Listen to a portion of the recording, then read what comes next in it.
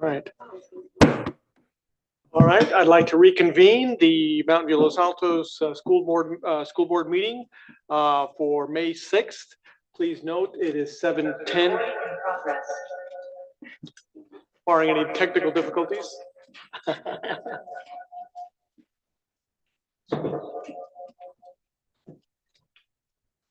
Good. Yep. Nope.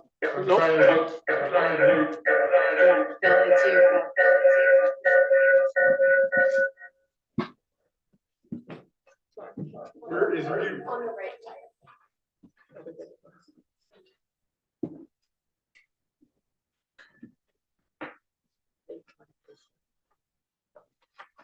I got one.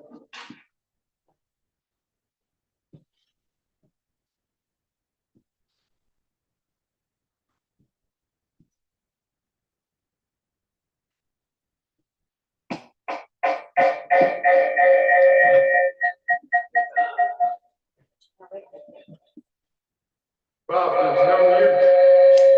The three buttons are not top left. This is why you got it.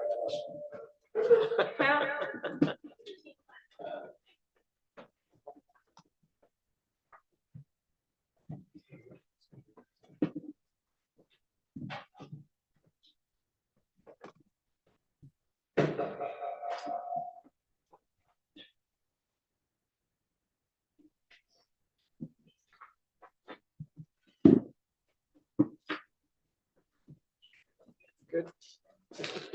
All right, let's start again. So welcome everyone to the regular school board meeting. Today is May 6th. It is 7:12 p.m. Would you all please join me in the Pledge of Allegiance? Pledge allegiance to the flag of the United States of America and to the republic for which it stands, one nation, under God, indivisible, with liberty and justice for all. Great, thank you. Okay, can I get a motion to approve the agenda? So moved. All right, moved by Catherine, second by Dita. All right, thank you. Christoph, how do you vote? I approve. All right, Sadie? I approve. Thank you. Board members, I should, board members, okay, the vote passes 4-0. I forgot to mention that present is 4 board members today. Esmeralda Ortiz is not able to join us today. So there is nothing to report out from closed session.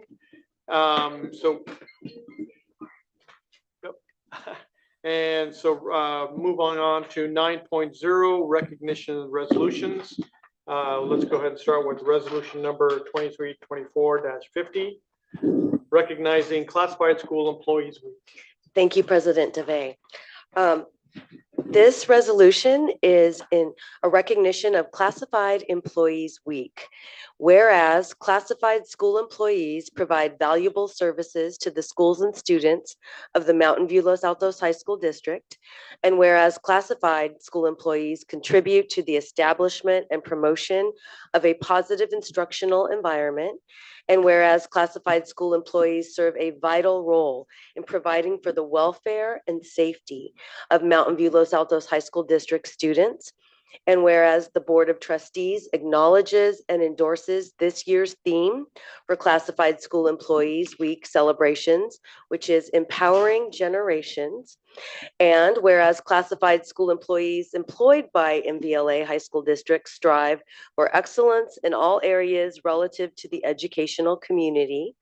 Now, therefore, upon approval, be it resolved that the Mountain View Los Altos School District recognizes and wishes to honor the contribution of the classified school employees to quality education in the state of California and declares the week May 19th through the 25th, 2024 as Classified School Employee Week in Mountain View Los Altos High School District.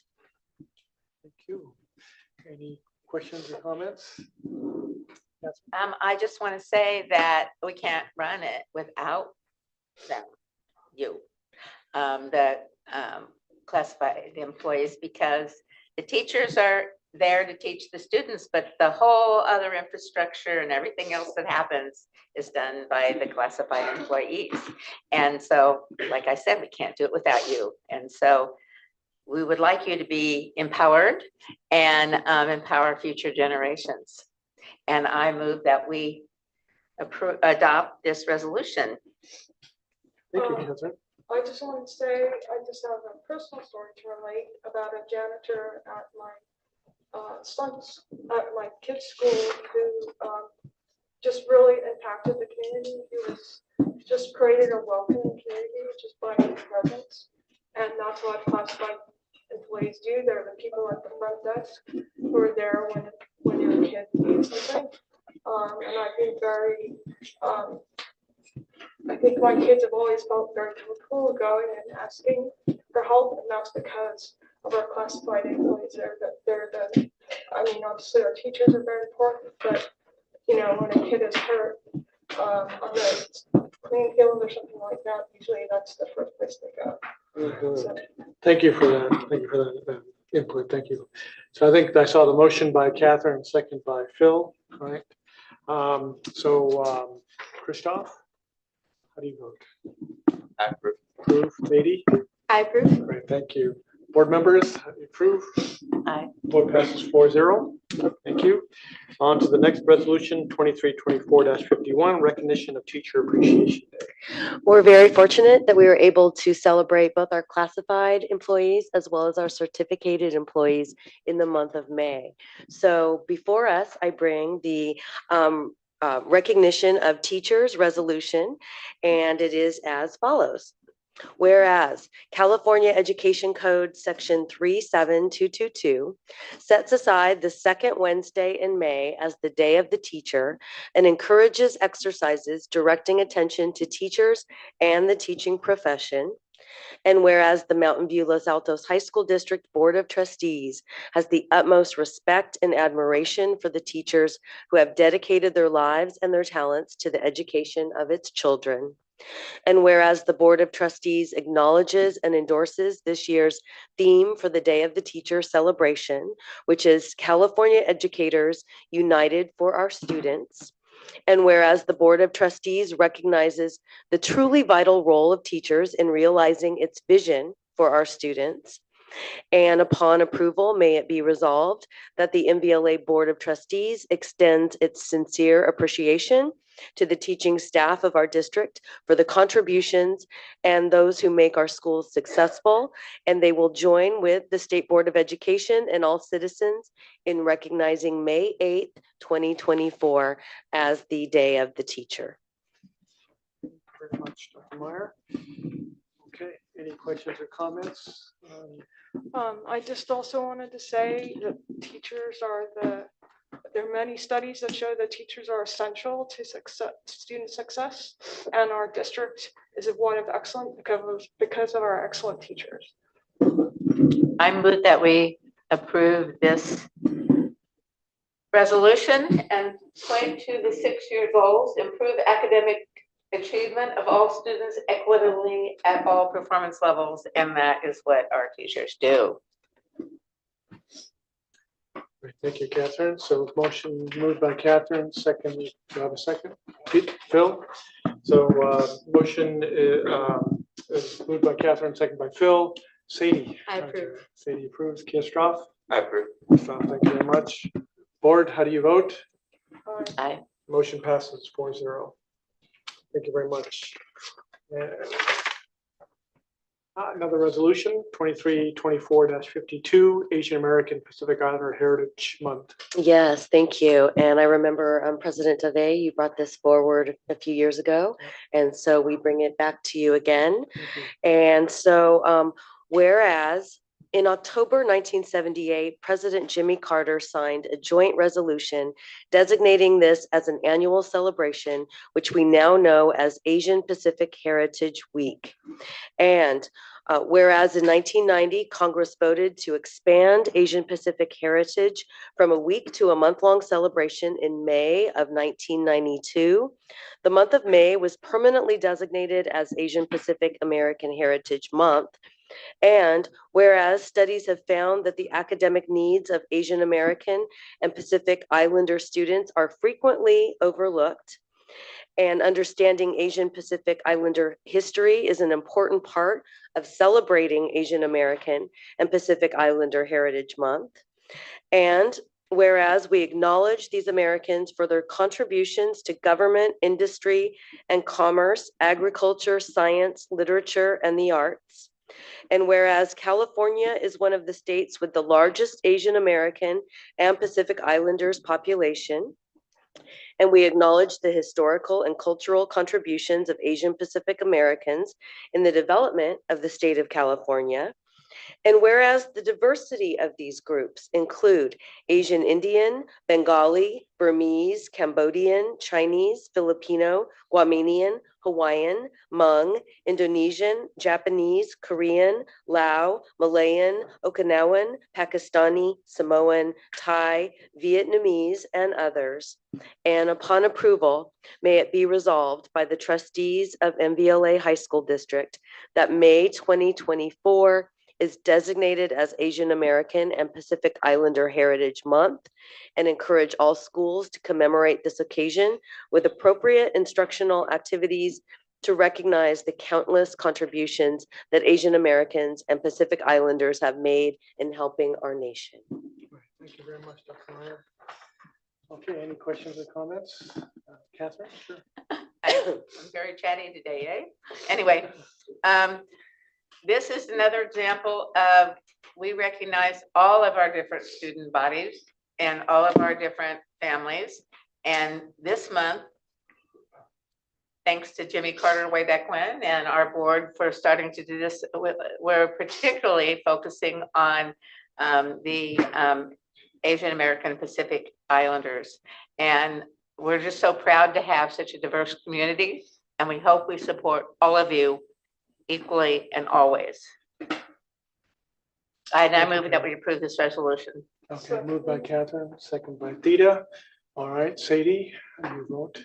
I approve. Okay, Christoph? I approve. Thank you. Board, all those in favor? It passes 4-0. Thank you. All right, moving on to reports information. So it looks like we have a report here. Yes, recently the California Department of Ed created a requirement with a very short turnaround for all of our school districts within California by July 1st. We're very fortunate through our Human Resource Department and our Associate Superintendent, Layla Benson, that we were able to get right on track and prepare what we need to do to make sure that we are in compliance with workplace violence safety. So tonight, it is my honor to present Robin Stearns. She is from the Pacific Resilience Group, and she will present about Senate Bill 553, the Workplace Violence Prevention Plan, Policy and Requirements, and outline the process that we will use moving forward so we can make sure that we are in compliance by July 1st. So with that, I will introduce Robin Stearns. Welcome, Robin. Thank you so much for having me. And thank you for all that you do. So I am the president of Pacific Resilience Group, and we are a security consulting firm. My background is I started my career at the CIA, where I worked undercover, supporting intelligence gathering all over the world. And then from there, I was recruited to work at Google. And I worked at Google for 12 years. And then in September of last year, left the company to start the Pacific Resilience Group. So SB 553 is something that was signed into law by the governor. And this requires all employers with 10 or more employees statewide to have a workplace violence prevention program. So this protects the employees. As you all know, unfortunately in the Bay Area, we've had many workplace incidents, and this was created to help prevent this. So what I've done is I've developed a new policy for MVLA school district that outlines what exactly workplace violence is. And it outlines, you all had a great policy in your illness and injury prevention plan. What we've gone and done is strengthen it quite a bit. So it outlines exactly what the bill describes as workplace violence. So it could be electronic, text messages, anything that threatens an employee. So I just want to make it clear, it's to protect employees. And we'll have the policy and the plan, which is a requirement under SB 553. That's almost done. And then you'll have a whole process for how you intake issues, because there are some very strict record keeping guidelines. And so I'm building out the entire robust plan, and Layla Benson has been amazing, really jumping on this and is way ahead of it. Thank you very much. Thank you. All right, any questions, comments? Yes, I do have a question. So this is a tricky issue, and maybe it doesn't belong in this policy, but what about sort of coded threats? Because I know it's, What do you mean by coded threats? well, especially in social media, someone may not directly say like, you should die, but have an emoji or something like Yep. that. That This is a in great fact question. a threat. Yes, Or that is covered as well. So Okay. it doesn't even have to be something as direct as I am going to hurt you. If someone fears for their safety, or they've been scared psychologically instead of physically, that also is covered under the law. And so we're talking about 2 employees here. And then even if there's a third that maybe wasn't involved but saw something on social media, they could also come to the district and say, hey, I saw this, even though I'm not involved in this fight, I feel threatened. So even third parties who might not be in a squabble necessarily can report having been scared from a threat, and that would be covered. Thank you. So Robin, is the eventual step to eventually this would become a board policy? Is that what come under the CSBA, under all our policies? Would it fit into one of those? I would refer to Layla where that's going to go in specifically. Yes, eventually I think we will have in our personnel policies a reference to this policy. Of course, this is required by law. So we're going to be implementing this in advance of the board policy, but certainly recommending it be incorporated and referenced. Got it. Okay.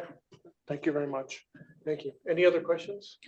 No, I just want to say, as Robin said, it's a sad situation that legislature would even have to make a rule like this, that it's so pervasive in our current society that these sort of things can happen anyway. And another example I've seen is in several doctor's offices that I've gone to for whatever reason, they actually have placards up there that say behavior of the patients. You cannot say mean things about people. You cannot physically harm the staff here and so on. And you're going, you're kidding. You have to have a sign like that in the lobby because people might do that sort of thing. So thank you so much, Robin, for guiding us through this with your expertise. Oh, thank you. You're spot on. The governor's goal, the legislature's goal is to bring everyone up to the medical community standards. So, this is, if you if you read the news and you hear about, the terrible cases that we've all heard about, even in our own backyard, if you have early intervention, workplace violence programs like this, you will save lives. So it's a great attempt at. Yeah. Phil? Yeah, I continue to be concerned by the point that Peter raised. Under the definitions of workplace violence, is that copied directly from the statute? Yes. Okay, then I won't touch it. But what's wrong with it is that it doesn't include explicitly nonverbal threat. Yeah. That is the problem. Because as I read this, if I have a picture of a person with an axe chopping off someone's head, and it says teacher under the, or it doesn't say teacher, it's somebody who go to the books and lecture in front of them, then that is a depiction of a threat. Mhm. But it is not a verbal threat, it is not a written threat, it is a graphic threat. It is covered in under the law in that any act that is done, there's specific wording in it that says any act that does not have a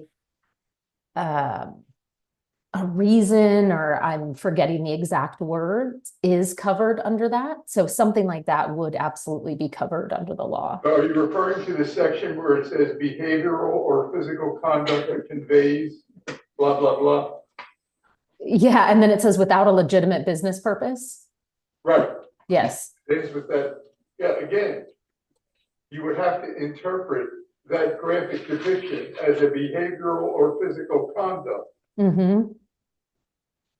I could see a jury arguing over that. You could see a jury, what? I'm sorry? Reasonable doubt. Anyway, since it's copied from the statute, we'll just follow the legislature. Yeah. Okay, great. All right, thank you very much. Thank Okay, you. thank you, Robin. All right, on to board member reports. Are there any board member reports? May I Catherine? say a couple Yeah, things? uh-huh. One is that our student Nora, I forget her last name, at Los Altos High School, went to the third round of the Rotary speech contest. She won in our unit, I guess she's Mountain called View Rotary Club Mountain View Rotary Club. And then she won at the next level, area. which is the area. And then she came in second At at the the district district level. level. So we are so proud of having participated with her.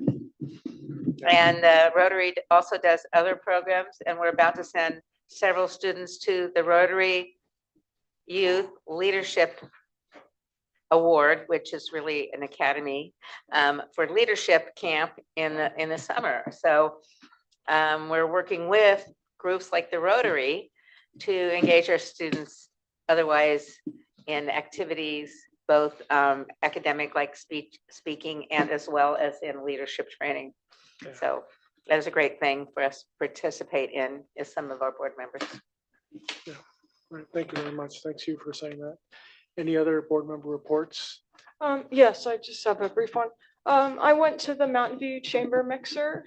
I know Dr. Meyer is a member of the Los Altos Chamber. And the reason I went was to look for opportunities for our students. And unfortunately, I will be discussing that at a future date.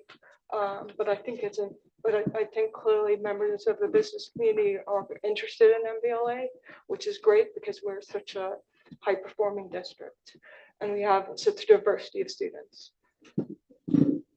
Thank you, Dina. So I just want to make one statement here. So recently we've gotten some emails of concerns of safety. And and mostly they've been tied to some of the political tensions that have been running high.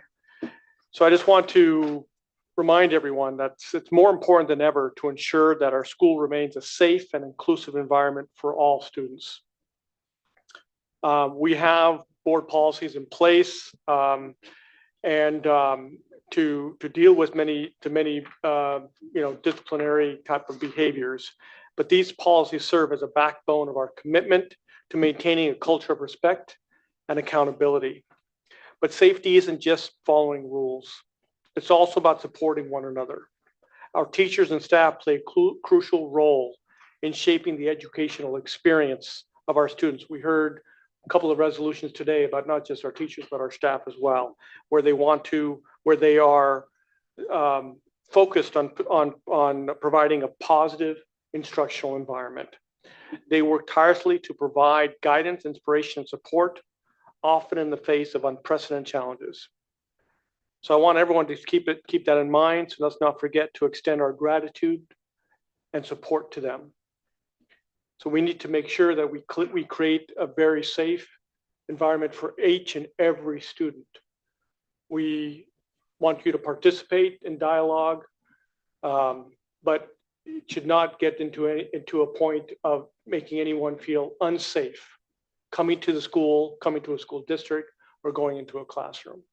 So just wanted to make that statement. Thank you very much. Okay, on to student board member reports. Sadie? All right, thank you.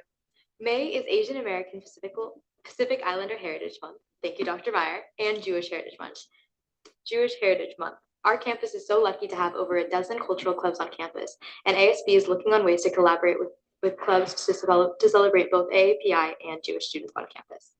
ASB is preparing for our dodgeball tournament, where 48 teams of 6 students and teachers will play during lunch the week of May 20th. LHS hosted our school-wide poetry slam last Wednesday, where 10 students from all 4 grades presented their poems in the Eagle Theater for those to watch. Looking forward, the spring dance show, which celebrates students in different dance level classes, will be held in the Eagle Theater as well on this Thursday and Friday night. Tickets are available on the web store. This week is Teacher Appreciation Week. In our gratitude for all that our teachers do for our students and our school community, the administration has planned daily gifts and events for teachers to celebrate with. With the regular season of sports coming to an end, teams are starting to host their senior nights, where in addition to playing their last home game, they recognize and celebrate their senior athletes and their families. And a few of our teams are also heading to the CCS playoff games. Lastly, this week and next week are AP testing at LHS.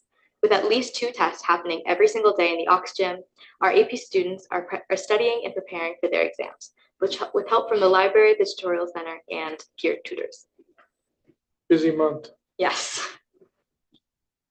All right, thank you, Sadie. Any questions for Sadie? Great. Thank you, Christoph. Just this past weekend, MVHS Dance Spectrum put on their show at the MVHS Theater, which was a resounding success. Tickets sold out, but live stream options were available Friday and Saturday for those who were unable to attend. Another one of our student groups, the Oracle, ranked 6th nationally on the Student National Press Association Best of Show contest, which means a lot to us as a school. This week is Teacher Appreciation Week, so MVHS student groups are collecting gratitude cards from the students and passing them out to teachers. The arts have been widely displayed at MVHS these past few weeks, with a chamber concert and annual MVHS art show displaying our students' love for the arts. This week is the beginning of AP testing at MVHS, and we started out the week with AP Gov and AP Chem earlier today. MVHS students are ready for the end of the year. With only a couple of weeks left, everything is starting to wrap up as we look forward to finishing another school year. Thank you, Christoph. Any questions for Christoph? Okay, all right, great. Now moving on to Student of the Month. Sadie, do you want to go first? Or, sorry. It's freestyle, excuse me, sorry. Yes. Yeah, sorry about that, freestyle. So we have Leo. Leo, perfect, great. Yeah, this is great. Student of the Year, excuse me, not Student of the Month, Student of the Year. Yeah. Welcome, Leo. Hi.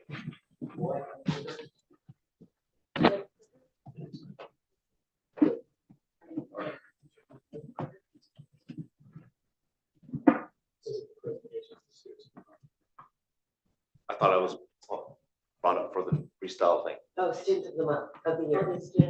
Oh, okay. Right. Hi, I'm Leo Florendo. I haven't met a few of you. It's good to see you all again. I'm a teacher at Freestyle Academy and a program coordinator there. And we're going to present 2 awards that we have for freestyle. The first award is called our Achievement Award. And it's basically called, we consider it the most improved award. And I'd like to bring up Lucy. Lucy, are you here? This is Lucy. Yeah, Lucy. So I remember when Lucy first joined us at Freestyle, we were over in the portables next to Alta Vista High School. And everybody had masks on and everybody was behind a computer. You could barely tell who was who. This girl was very, very quiet. And I think you said like 2 words the entire year. Probably. But now this woman is really awesome. It's amazing. She's really taken on just part of our community, doing a lot of things for our community. And here's what Mr. Greco said about her. Lucy is an illuminator for making those around them feel seen and respected, for understanding what a fellow freestyler is going through, bringing their deepest sense of humanity to our community each day. Thank you, Lucy. This is Lucy, our Freestyle Achievement Award winner.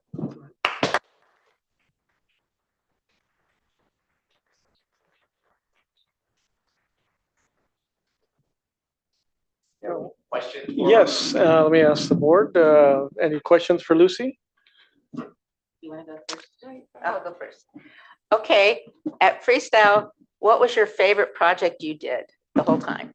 My favorite project I did was definitely the explorations project we did last year at the very end. We basically got to choose whatever we wanted to do, and I knew I wanted to explore special effects makeup, which is something I've never done before, and it ended up being a really, really good project. And at the end of the year, we got to present it to everyone or all of the juniors in Freestyle, and it was a really amazing experience. So go ahead, Tita. So Lucy, I noticed that it says on your thing they. Is that your preferred pronoun? It's a little complicated, but yes and no. It's kind of, I use both they, them, and she, her. Okay. So I just want to make whichever sure one I'm you want. addressing you correctly. So what would you say are your what would you say was kind of you clearly have really grown a lot, and what would you say was the key to your growth? That's a good question. I would say, so I have social anxiety, so it's very difficult for me at first to be very like comfortable talking in front of a lot of people. So, and I'm very scared of like kind of going out of my way, but I think it's really Mr. Taylor, the film teacher, who really pushed me to get out of my comfort zone. We do stuff like pitches to each other in class, which really made me have to kind of present my ideas freely. And it taught me that, you know, presenting isn't really that bad when you think about it. It's just sharing your ideas and getting them out. It's really great that you went from having social anxiety to presenting in a group. And that's what Freestyle is about, right? Is doing presentations of your work. So thank you. May I say that we're not that scary? Also, so what is your plan after high school? I'm going to go to film school at LMU for film and television production. Wow. Cool. Great, thank you. Okay, so should we do picture now? Yeah, great. So we're gonna have some family and take a picture. We're going to stand right in front of the screen.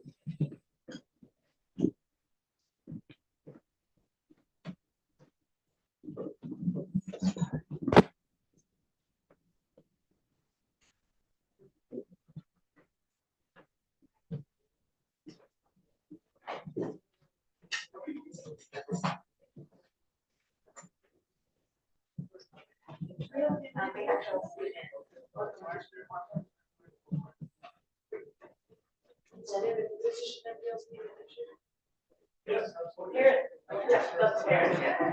I'll get her home to them. Okay, ready?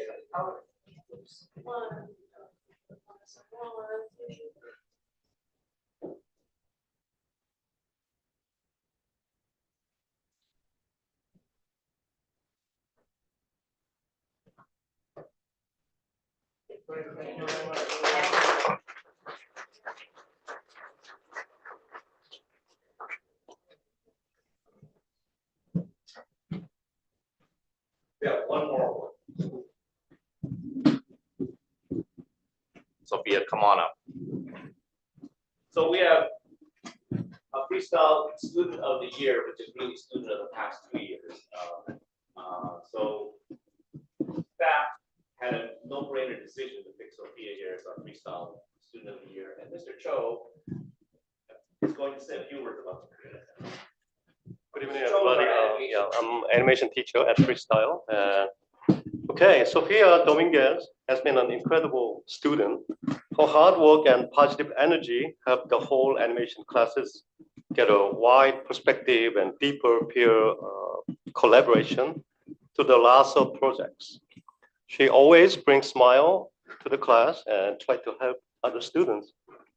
She's very self-directed, incredible detail-oriented, and always trying to keep in mind the big picture in sharp focus for every single project. Earlier this year, as a team leader, she worked very hard on senior narrative animation project from this very beginning to end of this long, hard project. She planning the storytelling, time management, post-production, and of course, the most important part of the process, the team collaboration. She put huge efforts with a full of positive energy, finally delivered the very successful visual narrative projects as a result. Congratulations, Sophia, for the freestyle, the student of the year, 23-24. It was very easy decision for me and other teachers, and you deserve the wonderful title, 100%. Okay, thank you so much.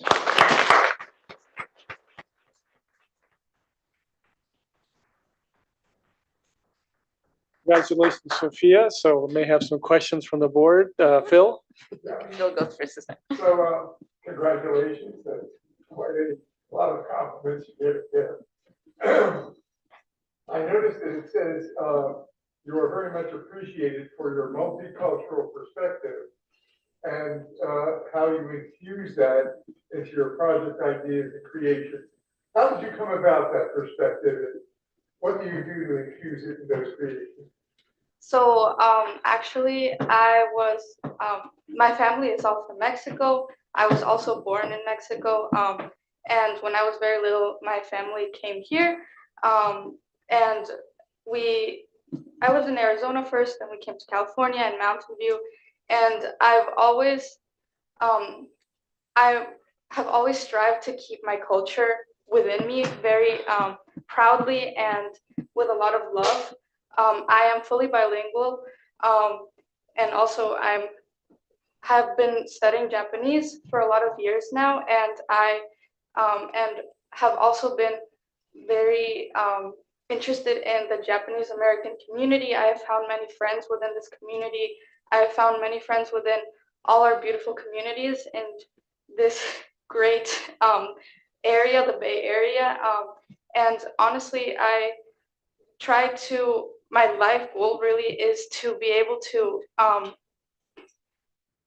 bring the voices of other people who I don't understand but love into my work, being able to amplify their voices as much as I can. That is what I strive to do in whatever I do. So in freestyle specifically, the leeway with the projects and just the amount of support has really allowed me to has allowed me to express myself and express my voice and the voices of those around me. Very well said. Very well said. Keep up the good work. Thank you. Wonderful. Congratulations. It said you were kind and empathetic, and that answer was very empathetic. Really, we could use more of you, especially in the film industry. What are your future plans? So actually, I am planning to study world arts and cultures in UCLA. And I am not actually sure what what I want to be or study in terms of like career, but I know that I want to do a lot of things. Like I want to be fully fluent in Japanese as well. I want to be able to do a lot of social work, and do a lot of social work through my art, and really learn how to use my voice more effectively. So that's a really general answer. I just know that I want to experience a lot of things in life. I want to build something that I can be proud of. Ultimately, that is what I'm envisioning for my future. Okay, well, we're already proud of you, and it sounds like you already have some fairly good ideas of what you might do, and whatever you do, I'm sure you're going to succeed because you already done so much at Freestyle. So we look forward to seeing more of what you do. Thank you. Thank you very much. What I'd like to know is, back to the classroom, what is the hardest thing or the most complicated thing or creature that you animated? The creature that I animated. Oh, animation is so difficult. It's like a marathon. I think in general, animating people is very difficult. For me, I think because capturing movement and making it stylized but also feel realistic is really it's really hard. But it's so much fun. And I think like being able to kind of I think my animation projects have really taught me to learn how to pace myself and adjust my expectations. And I think because it's just so time consuming and so intense and so like brain consuming. So yeah, I think, and that is what like my biggest challenge in freestyle. Yeah. Great. And like Theta and Phil said, we're so proud of you, and we know you'll do great things. Thank you. So I think the family here. Take a picture.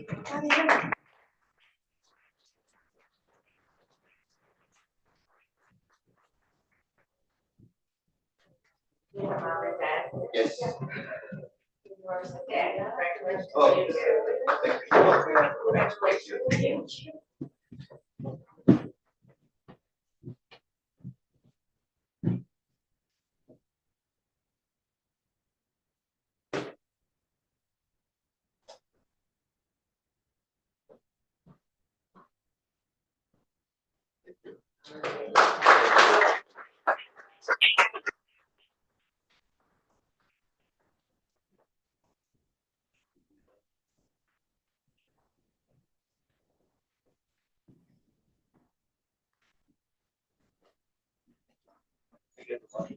Thank you.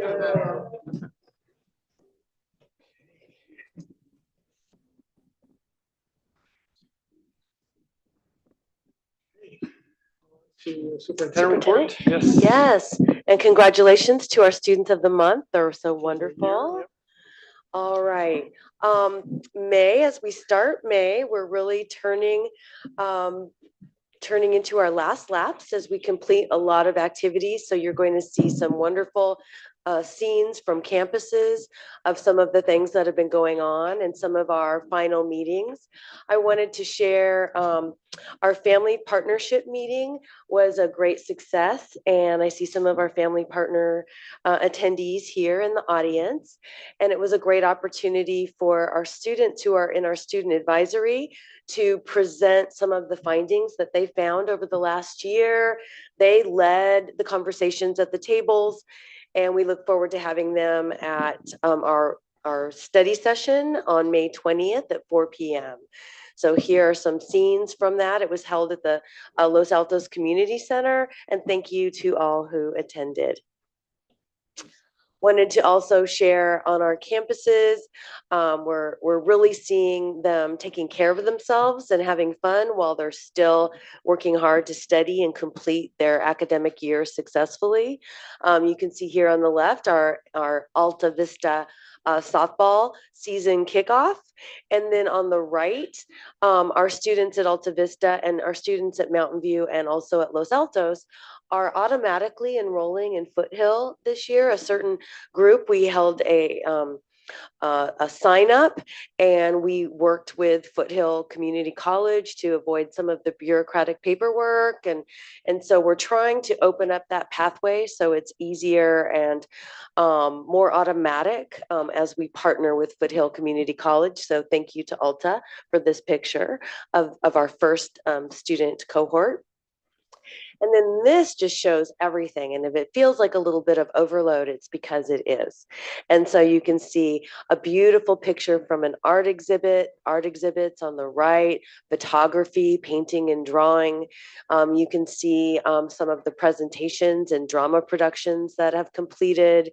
And then and up in the upper left-hand side, also the yearbook staff is there completing their yearbook. So really a lot of pictures of some of the final things that are going on. And then in the middle, as we all know, Los Altos has such a strong green team. So they had bike or wheel or walk day, I believe.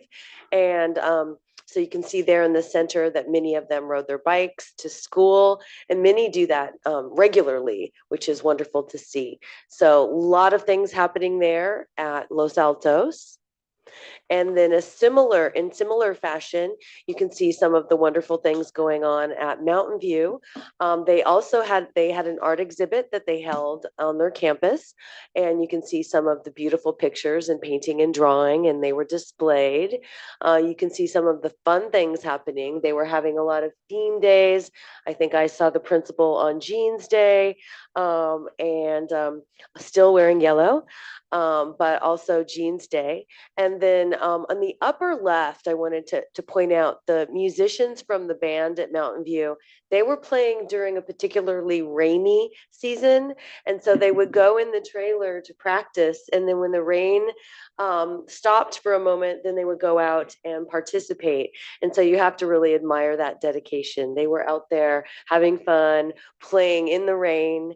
And then also in the picture here, right under the word mountain, our students from our Japanese class had their honor roll award ceremony, and along with Sophia's comments about the culture of Japan, they celebrated with flags, food, and recognizing the students who have really excelled academically with the Japanese language. And then in the bottom here, you can see lacrosse is certainly, it looks like they're having some kind of fun dress up day with co-ed lacrosse sports, balancing it on their nose or some such. But our sports are now wrapping it up. And then also on the bottom left, getting out in nature and taking some field trips. So a lot of things going on. And then with our career technical education courses, they were part of I wouldn't say region, it was actually larger than our region, an area-wide competition in culinary arts. And so our students competed and did very well. Our students from Los Altos here, under the class leadership of Mr. Michael Mole, they competed against students in Livermore, Dublin, and in that area. And so we look forward to more competitions. And it was an all-day affair.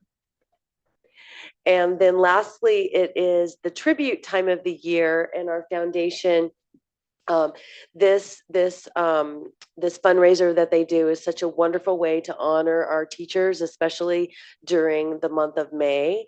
And so they allow you to have a donation for that classroom if you would like to honor and give tribute to a particular teacher. And then they're listed in their annual report.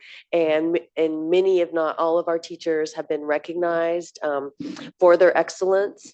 And this is just yet another way that we recognize them. And then also, finally, there's the band again. They're very enthusiastic. And I did want to just state, I wanted to recognize Sadie Gracone. She will be our champion for youth. And so the Challenge Team, which is a community organization that recognizes and comes together to partner to support our students. is recognizing Sadie, who will be giving a brief speech this Thursday at Michael's as a champion for youth in your advocacy with the student advisory and as a student board member. So congratulations to you, Sadie. And then we're, Sadie, congratulations. And then we're also recognizing William Blair, who is our wellness coordinator. And so he will be recognized also for his contributions to the mental health and wellness with his as the champion for youth staff member. So we're very fortunate we have both right here with us. So congratulations to both William and Sadie. And then with that, I think I'm supposed to hand it over to Ms. Layla Benson. Yes, well, we have a guest that we're yielding time to. She's in the audience, so she's going to get up. Oh. There's an award in Okay.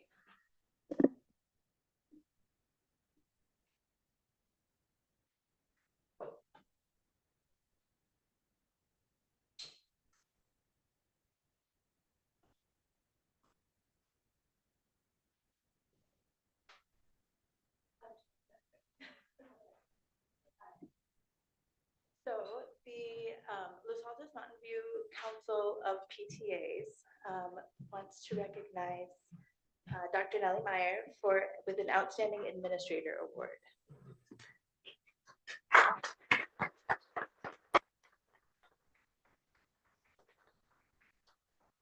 So Ms. Fott and Ms. Benson, they wrote this beautiful letter nominating you.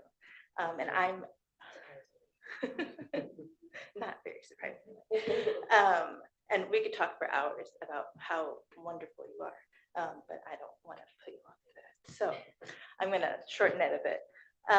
Nellie has been an educator for more than 35 years and a superintendent for 11 years. And she's been at MVLA H district since 2019. Can't believe it's been that short. So in your time here, you have led us through COVID and remote learning, and then brought everyone back and kept us all safe, well, as safe as you could. And it's been amazing watching you do that. You've been at the forefront of innovation in education by greatly expanding the CTE, the Career Technology Education pathways, to the STEM initiatives, to arts integration programs.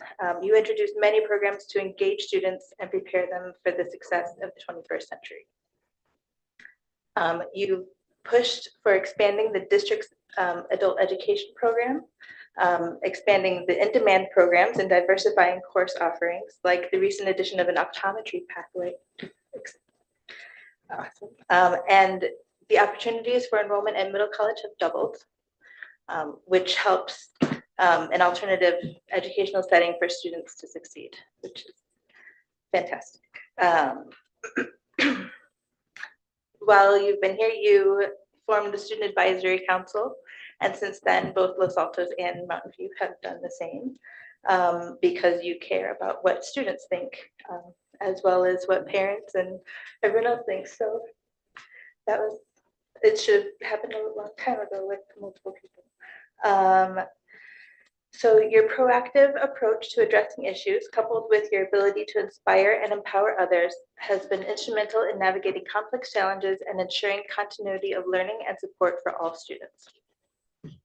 And beyond your professional accomplishments, you've embodied the values of service, integrity, and dedication that are at the heart of the LAMV PTA Honorary Service Award.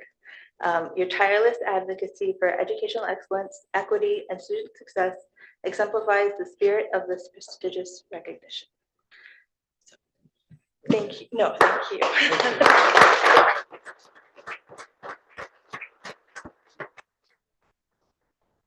Pen somewhere? Right there. Nellie, we need a photo of you. Yes. Yeah. Yeah.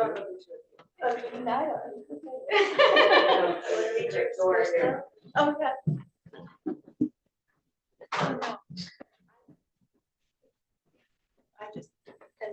I'm not the best photographer, but Okay, you guys. Yeah. Need to move in front of the screen. Yeah, don't hide, don't hide. We're shy. Yeah. Don't be shy.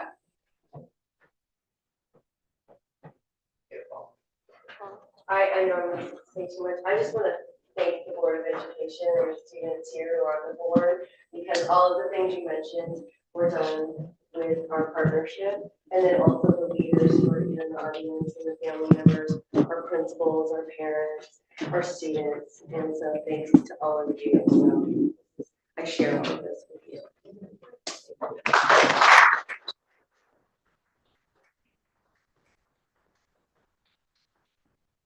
This was a wonderful addition to the agenda, a surprise that, yeah, big Yeah, surprise thank for you. us. But as she mentioned, not a surprise that Dr. Meyer received this commendation and very well deserved. So thank you very much. Yeah, Thank I you. just wanted to say very well deserved. And I would say when I was considering whether or not to be a trustee, I asked Dr. Meyer if I could meet with her, because I was like, can I work with this person? And we met, and I was like blown away. I thought this person really shares my values, and I was just very impressed with you at our first meeting. And I was also impressed that you met with me, because you could have just said, you know, I don't want to meet with you, but you took the time, and you've always taken the time with me. You know, being a new trustee, you know, there's a lot of onboarding, and you were instrumental, as were my fellow board members. And just all the things you've done are, you know, you've always been an advocate for all of our students. You really do embody all students. And I also wanted to add that I'm very pleased to hear that we're increasing our dual enrollment. I know that's something that has been a long time coming and has been difficult. So thank you very much to you and to Alta Vista. I could also say something about Dr. Meyer. I have had the pleasure of knowing her for over 2 years now. And kind of just going off of what Theta said, she truly leads by example for all of our students and all of our teachers and everyone in this district. And I think that as a student and as someone in ASB and someone who gets to attend these board meetings, there truly is no better way to show our students what they can be by truly embodying the values that we have in our graduate profile and in our 6-year goals. And I've been able to work with you on quite a few different things, and I really feel like you embody them, and I thank you for that leadership. Thank you. Wonderful. Although I haven't been here for too long, I will just say one thing that really struck me about Dr. Meyer is you can tell that she cares. I think that's one of the most important things for an administrator or a teacher in this sort of career profession. But being someone who cares really sets you apart from other people, and I really think that that's one of your best qualities. Thank you very much. Okay. All right, moving on to 15.0 communications. This is an opportunity for district organizations to come and speak. I don't see anybody. Okay. On to 16.0. This is for public comment. This is for anybody in the public can come and speak on items not on the agenda. We cannot engage on the item to be discussed, but other than clarifying questions. So I see we do have 2 people that would like to come and speak. The first is Irasima, I'm not sure if I can read this. Turbis, excuse me. Gurbiel, oh sorry, Gurbiel, yes. Blanca, and there are 3 names here? There's 3 names, okay. Then we come to me, if I don't have enough time to do this, then I would like to direct, but if I'm allowed to. finish Yes, what okay. I have to do, then it would be just me. Okay, no problem. Well, we're here again. And it seems like we're always gonna be in here. The members of the trustees of Mountview Los Altos, We, the leadership team of Latino Parent Outreach LPO of Mountain View High School, would like to share with you some of our concerns regarding the experience of our students and families. We are experiencing alienation, and we are eager to be heard and to build a community. We ask that you see us as a rich experts who can provide you with knowledge of what our community needs. We want to have a dialogue about the inequities in the school system and academic special barriers that our Latinx students face. We ask that Mountain View High School follow the commitments made in the MVLA Family Community Engagement Policy. Unfortunately, our English learner students keep experiencing academic disproportionality. Once again, we're asking for your time to discuss one of our petitions in our letters presented to you on March 22nd, 2021, reinforce support of the ELD students who are transitioning to regular classes. Our ELD students transitioning into regular education classes are receiving their support and not feeling included and safe as to ask for help. I would like to pass some of the copies that we have in here for all the members so you can follow. Would you do that, please? Okay, our ELD students transition feeling included, and some examples of these are following. We have observed that only one assistant is available to help in each class, which we believe is insufficient and leads students to certain failures. We believe that our students are being placed in classes above their academic level with the sole purpose of showing improvement on paper only. We have also found out that many ELD students are not receiving the necessary support to ensure their success.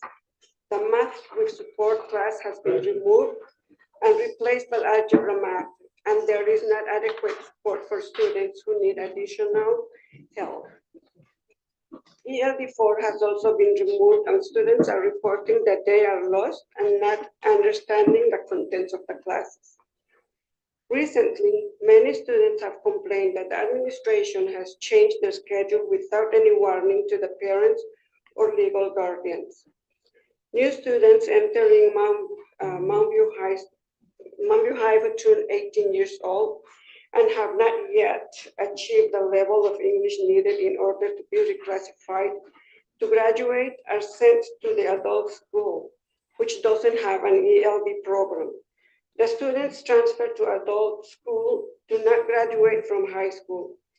These students should be allowed to stay at Mount View High School until they graduate with the appropriate ELD support as stated in ABC 2121.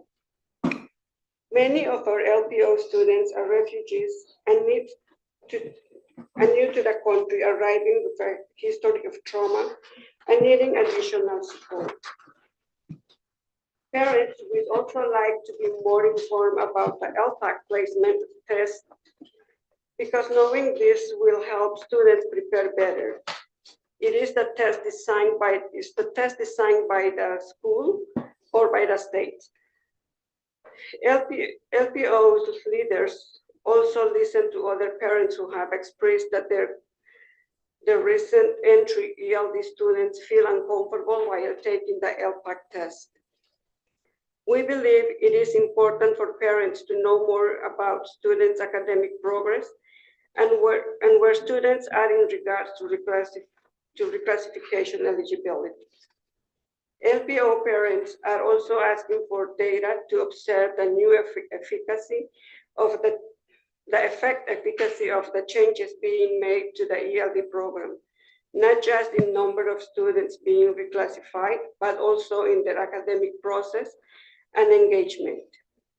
We would like to know how they are being supported.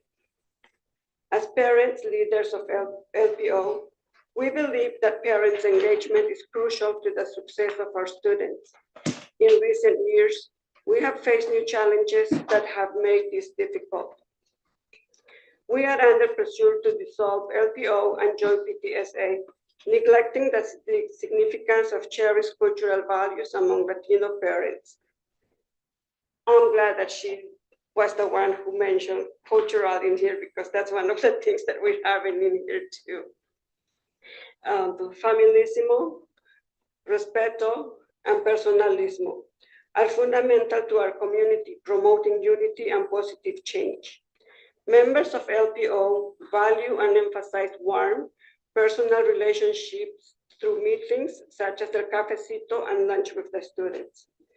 El Cafecito meetings provide a vital platform for expressing these values and strengthening parents' bonds. However, due to the merger, these gatherings, along with our beloved Lunch with the Students event, have been discontinued. This event played a pivotal role in supporting the social and emotional well-being of Latino, especially refugee and ELD students. It is disheartening to be denied permission to continue this event, given its profound impact. The principal even commented that she doesn't have time for our groups and called El Cafecito social and party group. We advocate to the preservation of these cultural spaces and activities as they are crucial for fostering unity and driving positive changes in our community. Administrators' treatment for our group of students has been unacceptable. For 8 years, LPO parents successfully fundraised during back-to-school night, selling cultural food. This year, our funds were transferred without explanation, citing a supposed ED code violation. When seeking clarification from Daniela Quiñones and Kit Glazer, we received back responses and were told they didn't remember which ED code they were referring to.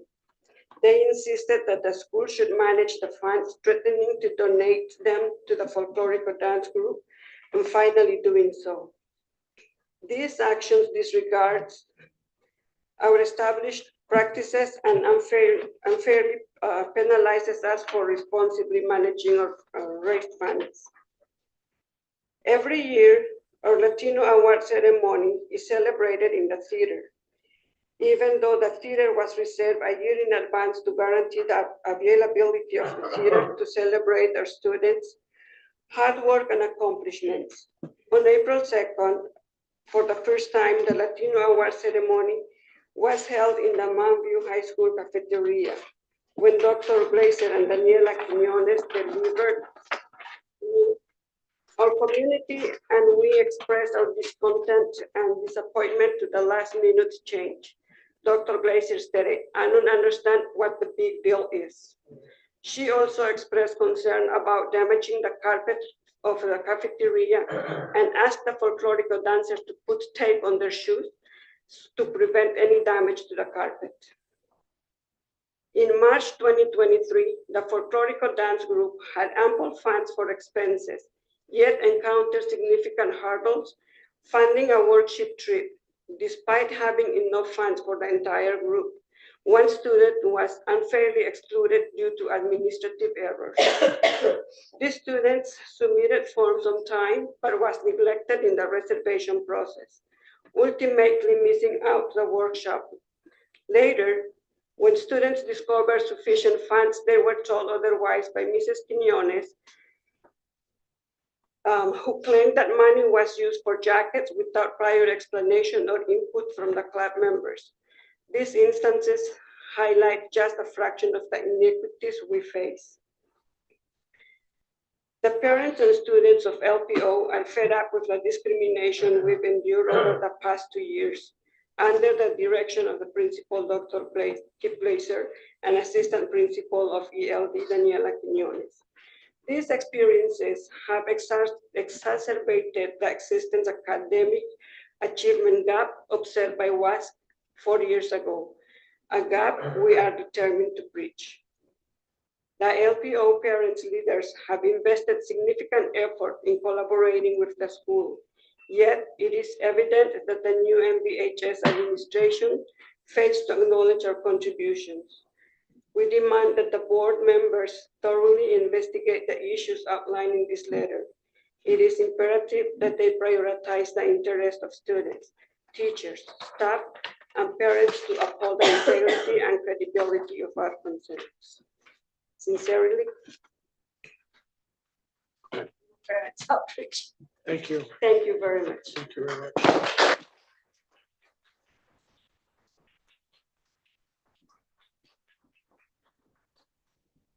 Okay, next we have Jane Chen.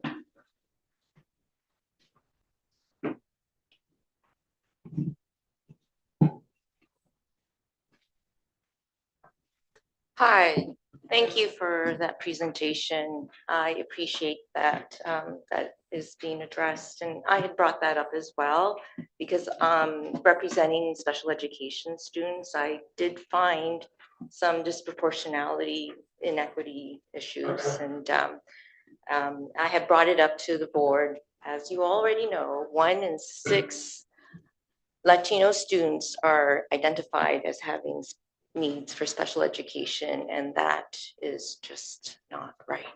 So, and then also I had made some prepared comments.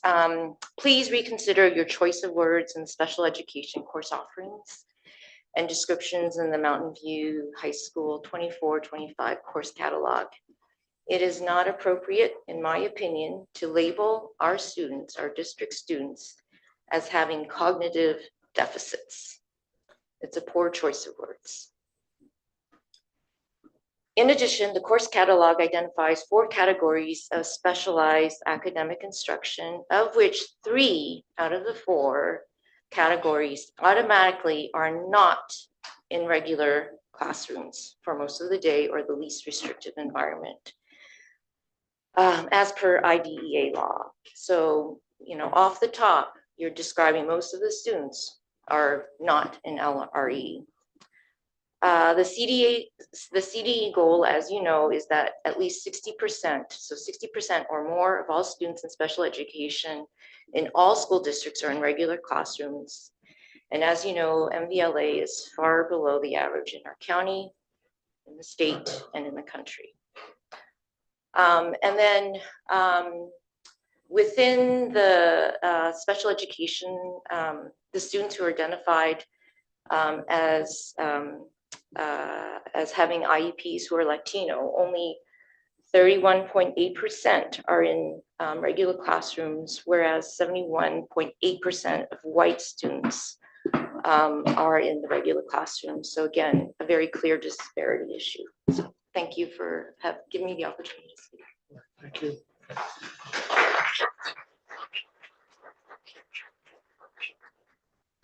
Okay. All right, next consolidated motion.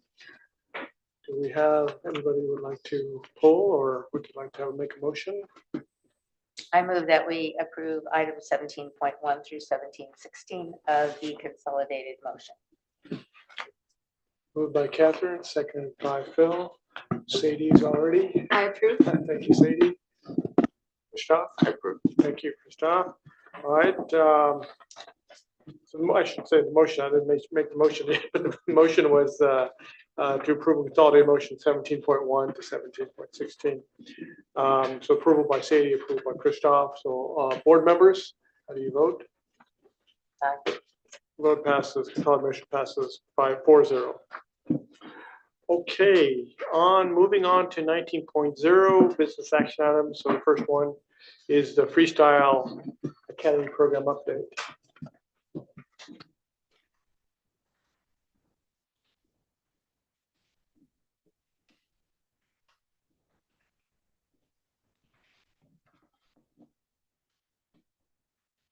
So we did a couple of student awards earlier. We'll talk about the new campus, AI integration and freestyle, what's different. It's basically what's happened, what will happen in freestyle, and just kind of an overview of what I want to present to you today. We're so proud of these two. Really, I mean, hopefully you got a chance to look at their websites. I'll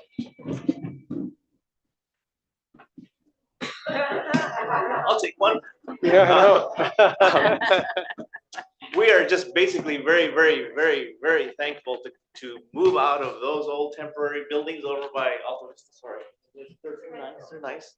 But we're finally, after 18 years, we're moved into our new facilities, and we are incredibly grateful for that change. And it's inspired so much in our students and also the staff.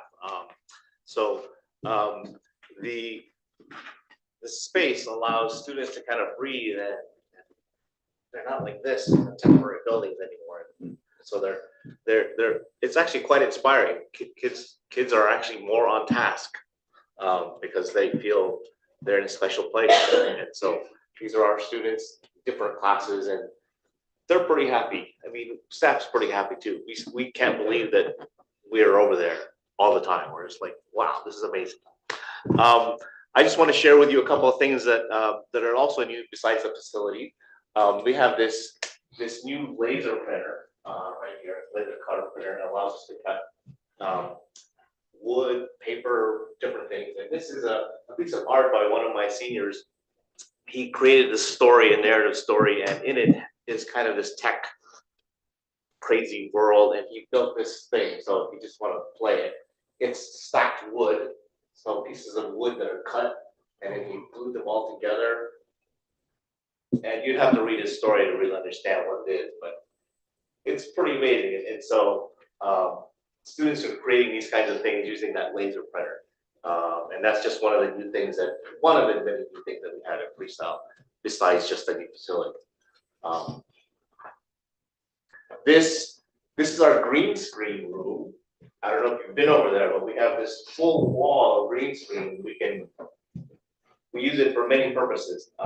One is to be able to put you, we can take a photo of you and put you anywhere in the world in any time frame, replace that green screen with something behind you. And we also have students using what are called motion capture sensors. So they have all these sensors all over their body, and it sends a signal to the person holding the laptop. And that, as you move, it records that motion of you. You can go ahead and play it. And it captures that data. And then you can take that same motion that you just did and apply it to a 3D character that you built. So instead of manually moving the arms and animating that way, you can just capture the data of you doing Tai Chi, for example, and the character will do that for you.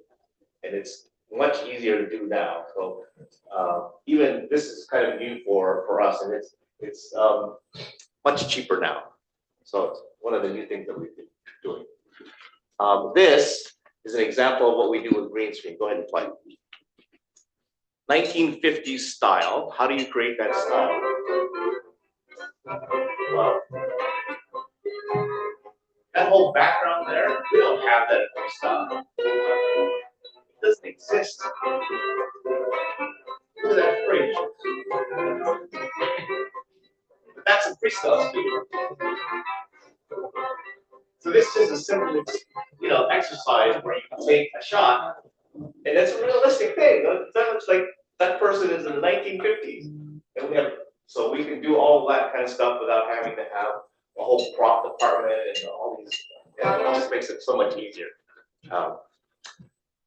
And our recording studio, the amazing recording studio. Thank you so much for that. It is 99.99% done. There's the one thing that needs to be fixed is pretty much the brains of it, but it's still working. We're making it work, and we do some really neat things in here. You can go ahead and play it. I'll hop over the music. This recording. This is the recording of. Go ahead.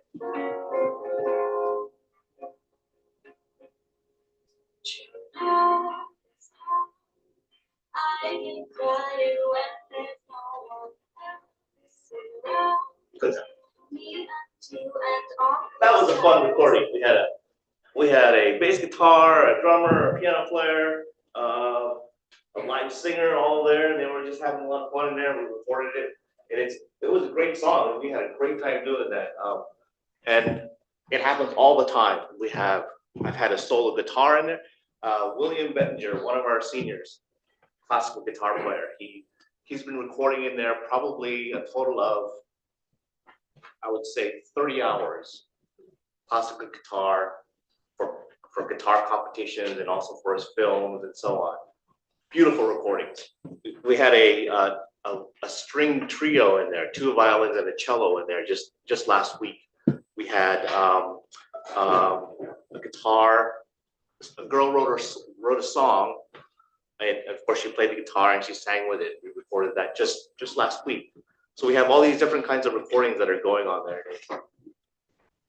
This mic is the mic. It's like it's a London U87. It's the mic that you see in all recording studios. In the actual industry. So we're really lucky to have these kinds of things. Next, I'll do this. Sorry. So after the Japanese students visited Freestyle, we asked our students, so what did you think about the visit? And this is one of the comments. I gained a new appreciation for the resources and supplies that we have here at Freestyle. As often I forget that these aren't commonplace. They really aren't.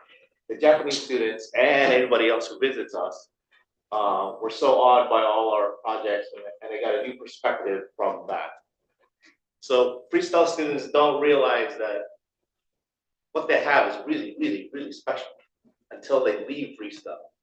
Alumni always come back to us and say, you guys, the stuff I'm working with is less than what you guys do here. So we're talking about universities and professional studios and so on. So students at Freestyle really don't know how lucky they are until they leave Freestyle. And we're very, very grateful for that. These are the Japanese students visiting us. It was a lot of fun that day. We spent the whole morning creating different things with them. Before I get to that, there's actually been a thing about community members are understanding what we have at Freestyle, the green screen room and the recording studio, and they're asking if they could come and use our facilities. And I'm like, sure, I have to be there, of course, but I guess that's something we have to put on as a question mark. Yeah. Can they rent out the facilities? And me being the recording engineer in that space. Because I know a lot of musicians would like to come there and actually record. And I had one person in the Maybe community if we get a good royalties up there. Royalties of any contract, sure. One local community member wanted to do a film in the green screen room. And we were like, I don't know. I don't know the answer to that. So that's kind of the past to where we are. And what about the future? AI is the big thing for us at Freestyle. And I just want to touch on a few, just the things that Freestyle staff are kind of thinking about and struggling with. And AI is just the wild, wild west out there. It really is. It's brand new, and the question for us is, what are the best practices for AI with students? What's appropriate and what's not? It's kind of most impactful right now in English. So Jason Greco, our English teacher, is the one kind of taking the lead because it impacts English more than the elective classes or the digital or the media classes. So the question is, what is appropriate and what is inappropriate use of AI for students in our classes? And so we're trying to figure that out, but it comes down to understanding what AI is, what is it capable of, and what are the limitations of it. And it's changing. There's Moore's law that says, the 18-month law for Moore's law. I think with AI, it's more like 3 weeks. Things are happening so fast, and we just have to be able to keep up with it. But that's the problem. It's like, if you study AI, if you look at AI and what's interesting now and what you could implement now would be different in probably in a month or 2 months, because it's happening so fast, and we're trying to kind of wrap our heads around that. Currently, staff at Freestyle are just kind of figuring it all out on our own, which I guess is okay. But the question is that the right way to do it? Right? Is that what MVLA expects of teachers in AI, is just for us to figure it out on our own? Or should there be some sort of consistent training about AI for staff so that we are all saying the same thing about AI and we're all using it the same way? Or is it just do what you can? That's one of the things we're struggling with. So at Freestyle, we use it for brainstorming concepts or visual things. We can use it for starting projects. So if somebody's stuck, they can go to AI and say, give me some sort of storyline, or give me a visual of this, or give me a little film, and it can get them started, and they can then move on with that and make it better. Many times, our design students will create some sort of production from scratch, and then they'll ask AI with prompts to build the same thing, and they can compare the two and say, in most cases, in probably 99% of the cases, our students always believe that their stuff is better than what AI does. It just looks better, and it's so that kind of proves to them that yes, it's easy to do that with AI, but if you know what you're doing, you can do something much, much better. And then what's the reward in doing something easy by just typing out some text and getting so there's all these ethical questions about AI. In film and animation, it used to be very hard to fix poor audio, but now with AI, you can fix audio pretty well, and that's the kind of thing that we'd like to use AI for, is to help us fix problems that are really difficult or were really difficult in the past. And I think that's something we'll kind of use all the time. In film, besides the green screen room, you could tell AI to give you a backdrop of the castle on the mountain, and it'll do that for you, and then you can use it in your film. Of course, we don't have a castle around here to go do an actual film shoot, so we need to have something. It's easy to do that. It's easy to create. It can create props for you, digital props. So those are the kind of ways we're kind of working with AI, because we're not going to say no to AI. We're just going to accept it and say, let's use it and let's try to integrate it a little bit more. Which AI tools do you use? ChatGPT 3.5. Yeah, I don't use it. Our English teacher Jason uses it most of the time. And there's so many out there. There's so many tools out there that it's hard to get a grasp on what's going to be useful. And then ethically, we're struggling with, well, AI is not really a green tech. It's the amount of energy that AI is using is just questionable. And then the bias that's in AI, because you just put old stuff in there, and AI is understanding it, but it's very, very biased. And then there's this whole equity imbalance. Those who have access to AI, those who don't, it just makes it even more. It's a huge and very complex debate about AI in education, and we're kind of struggling with that. And I think what we'd like to have from MVLA is some sort of direction of how to go about understanding it and dealing with it. Because right now we're just kind of doing it on our own, and we'd like to have some sort of guidance with that, because it will affect us, especially in education. So it's only the start too. Those are just some of the things we've been talking about at Freestyle regarding the future in AI. So more future stuff as far as Freestyle goes. Enrollment numbers, you can see at 2017, 2018, that's kind of these are just application numbers. And they're starting to go down, and yeah, we're trying to recruit, and we're doing as much as we can to recruit. But I think Why lower numbers? Well, first one here is I think we're the victim of our own success.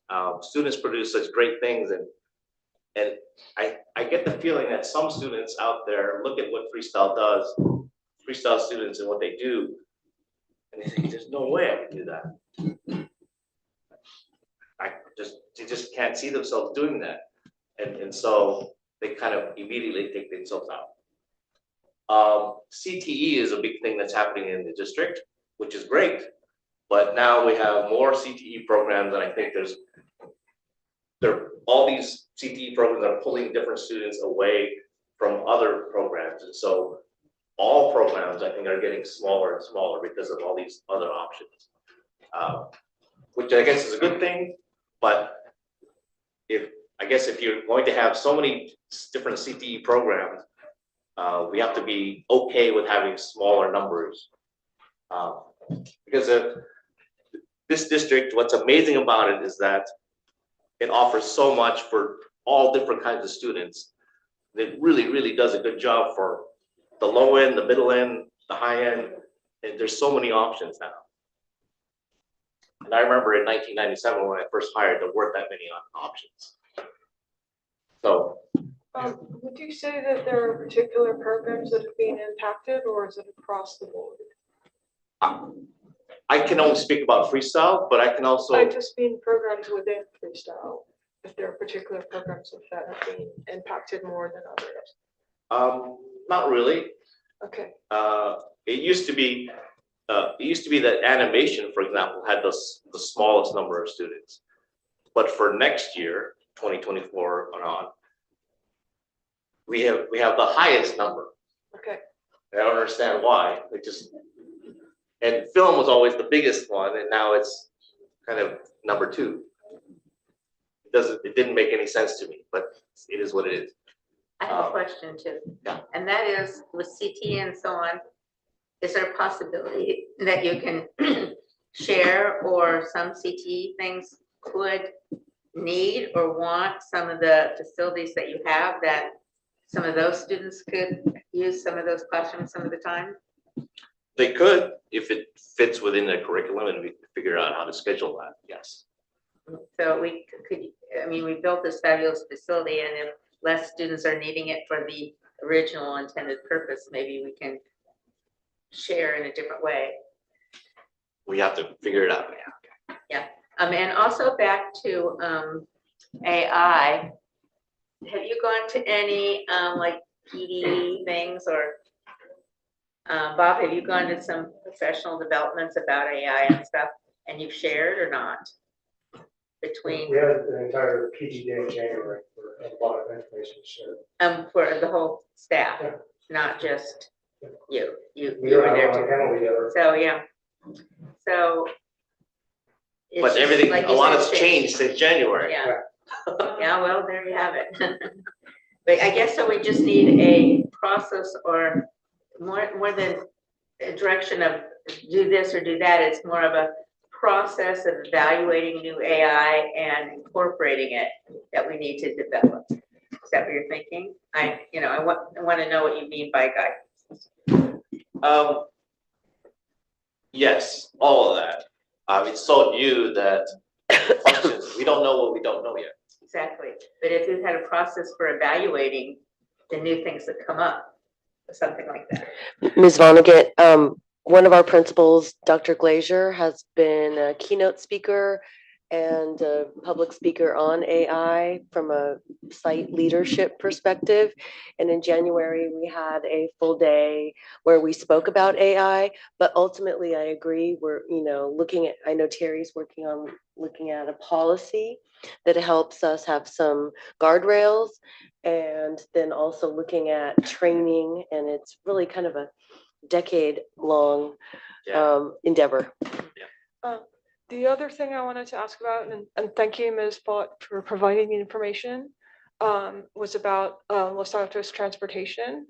I think Ms. Bott said it would cost about $28,000. Obviously, before we spend any money, we need to find out if that is actually the reason. I have heard it anecdotally, but obviously that's not good enough. We need to actually surveys people and find out if that is in fact a barrier to them coming, because I think with the bell schedule, my understanding is you have to drive there because of there isn't really a good bus, but I'm not, that's just what I've heard. I don't, obviously, that's a level of detail. It's, but I think if the board is willing, it might be worth exploring to, doing a survey, getting some metrics and finding out if that is indeed a barrier, because this is a huge gem that we have. And I think we want as many students to be able to access this as possible. So may I ask Sophia, and which school did you start out at, or is your home school? So you were just next door anyway. So how many of your friends from Los Altos, and what do you think they think? I think with freestyle, it really, a lot of the Los Altos students that I know actually come by car, which obviously implies that there is a lot of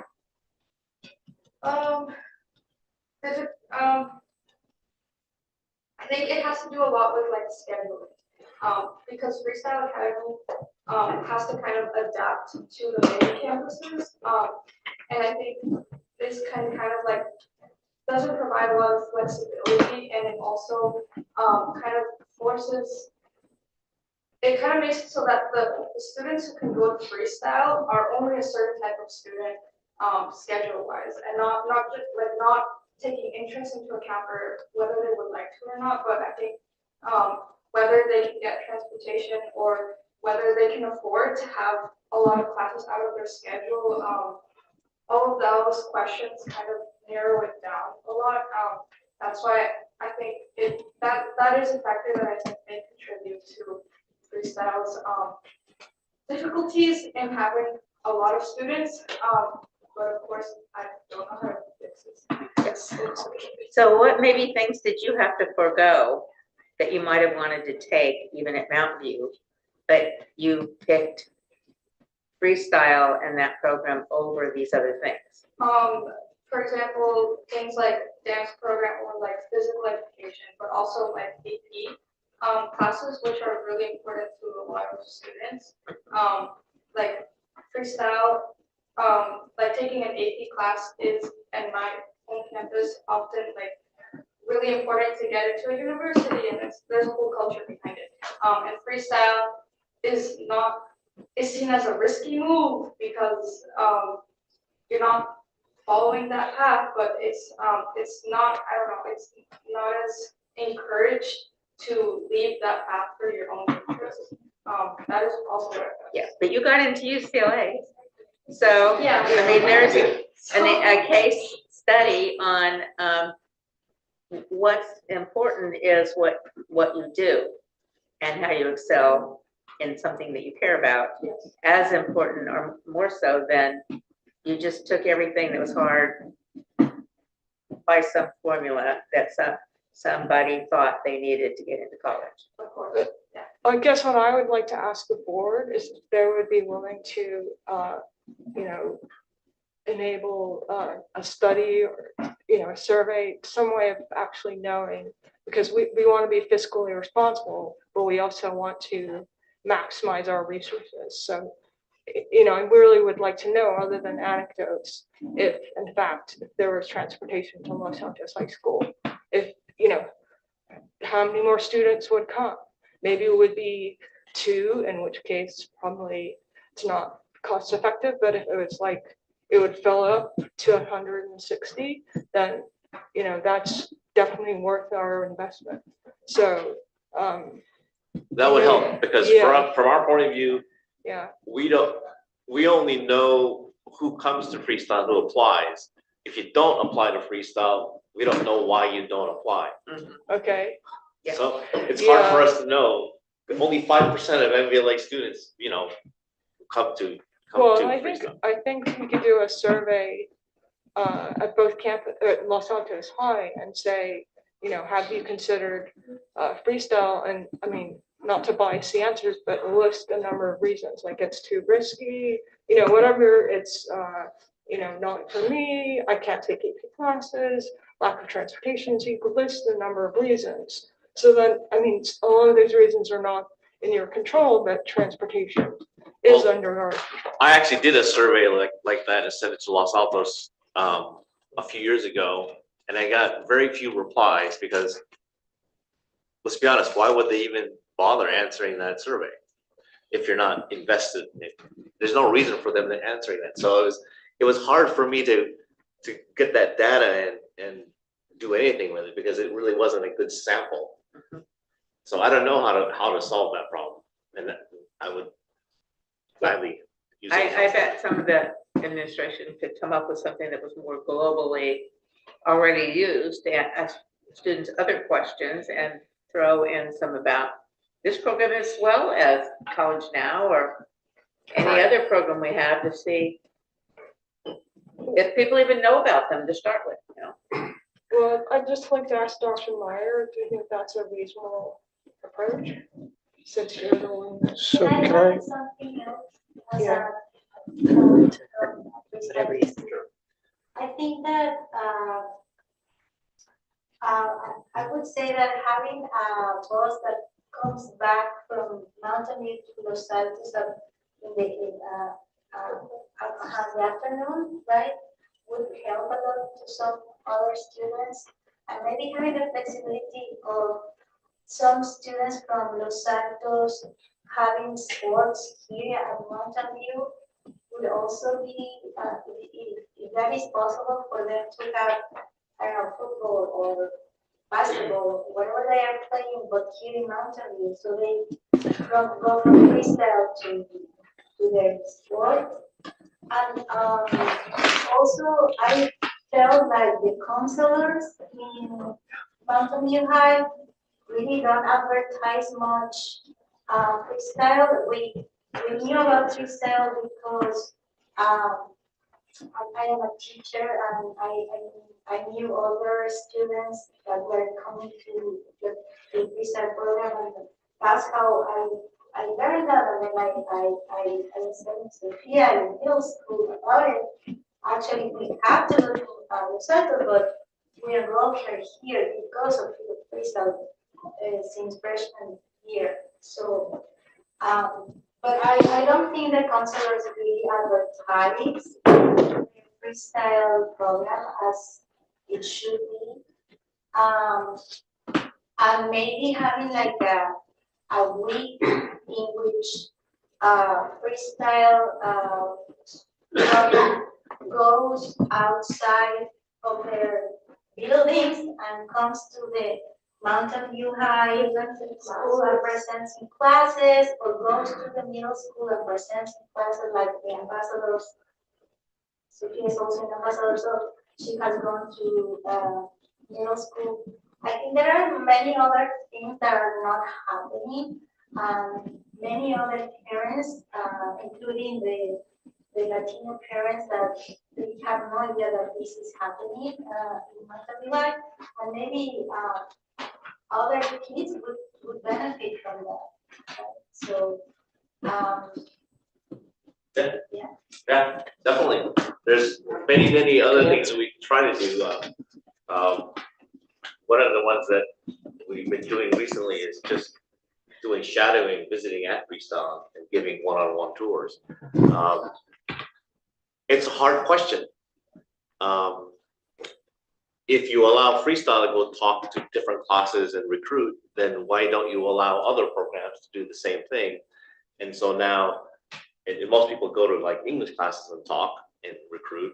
So now English classes are being impacted because there's not enough time to teach because everybody's going to the English classes and recruiting. Right. So that's a tough question. And so this is just a reminder to the board that in terms of, items like this where, either getting more attendance to freestyle, whether middle college or any other programs or AP courses, the advocacy of these is within your jurisdiction, right? Not within our jurisdiction. Okay. Okay. So it's important to talk to the district staff, to Dr. Meyer, Ms. Fott, and work with them to figure out what it is. If it comes to a budgetary issue where we need to look at stuff, absolutely, it'll come to us and we can look and we'll make that decision. But in terms of overall advocacy of it, it's if you have ideas, I think Sophia here would be a fantastic ambassador to go to schools and to share not only herself, because I think just her being herself is enrolling, but just everything that she's done and accomplished, and it would be an incredible promotion for freestyle. And it sounds like you have a lot of things there. Just figuring out how to make that happen. One of the things we're going to try to do is next year we're changing from periods 2, 3, and 4 in the morning to periods 1, 2, and 3. Okay. The fact that for Los Altos students, you go to period 1 at Los Altos now, and then you have to come to us for periods 2, 3, and 4, and then back to Los Altos on a Monday. That can be problematic. And so if you just start out at freestyle period 1 or 2 on even days, right, it might help. Yeah. And once the word gets out about that, and of course there's a lot of cons to that too. Like a lot of students like ending 4th period now and then going straight to lunch. Next year they would end freestyle and then have to go to 4th period, which is that makes sense. I understand that too. Right. So we'll see. We'll see what happens with the new schedule next year. Okay. But those are some of the changes we're thinking about implementing for next year. The schedule change in the morning, of course, with a new recording studio and a new green screen room, we want to have more productions and more things happening in those things. Let's see. We'll also probably have. We want to see how this new schedule really impacts AM students in specific. How does that really? And I don't know if we'll know it exactly next year, because people have to understand how the system works, the new schedule, and then probably the following year after that, as people talk about it more and how it works, whether it's good or bad, we'll see what happens after year 1 of the trial. So other ways we can help people come to freestyle is our exhibitions. Our exhibitions is one of the things that when people come to us, they're saying, I wish I would have known about freestyle. I mean, you hear that all the time. I wish I would have known about freestyle. I would have done it. But we try to get the word out. So please come join us on May 23rd. It's right there on our campus. We no longer have it at the Computer History Museum because we have this beautiful new campus now. And this was designed by one of our junior students, Ash Dillon. Pretty cool poster. So please come join us. And then May 30th is our graduation for the class of 2024. And one of the members of 2024 is my daughter. Wow. Nice. She was born the same year as freestyle, and now she's graduating from freestyle. Cool. So please join us if you can. We'll be sad to see you go.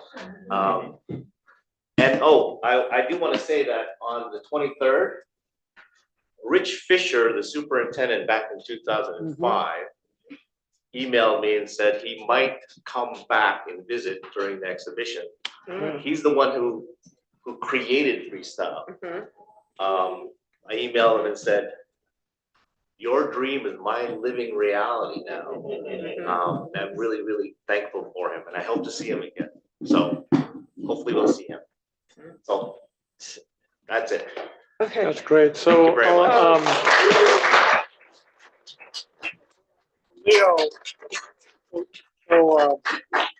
So Leo, thank you for your presentation. Like you mentioned, your reality is what makes a part of our Mountain View High School, Mountain View High School District, Mountain View Los Altos High School District, just, be just a touch above everybody else's. It's an amazing program. I've gotten the opportunity to go to many of the exhibitions, see what they've been able to do. So I appreciate it very much. Very grateful for everything. I think the kids are very lucky to have you as their teacher, as a leader for the Freestyle Academy, as is the district. So thank you very much. We appreciate all the work you've done for so many years. What's that? The students are the stars. I know, but you know what? That leadership that you give year after year is amazing. So we appreciate it very much. Thank you. So I agree with Sanjay, of course, and I also wanted to say that as a board, we are responsible for making sure that all of our students have access to every opportunity that we offer. So if you through your research and come back to us and let us know, because I do want to know if that is in fact an equity issue or not. It's still a question mark for me because I don't have enough data, but that's what Sophia said, but she's one student. So I would encourage you to really delve into that, because I think it's important to not only advocate for your program, but also to ensure that we're not inadvertently excluding students because we're not offering complete access. I understand. Yeah. We will do our best. Okay. Thank you very much. Thank you, Leo. Appreciate it very much.